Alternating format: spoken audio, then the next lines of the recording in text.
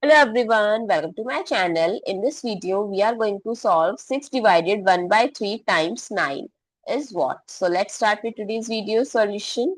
What people do, they cancel out the 3 with 9 as 3 and 6 divided 3 as 2, which is the incorrect answer. Yes, you heard it right. Because as per Bodmas or PEMDAS rule, we know that multiplication and division both have same priority, but still we have to solve it from left to right. So if we solve this left to right, so 6 divided 1 by 3, we can write 6 multiply 3 by 1 times 9. So it becomes 6 multiply 3 multiply 9. 6 multiply 3 is 18 multiply 9, which is equals to 162. So what is the correct answer? 162, not 2. I hope it's clear and you find it useful. So don't forget to share your feedback through like, share, comment and subscribe to my channel. Thanks for watching. See you in the next video.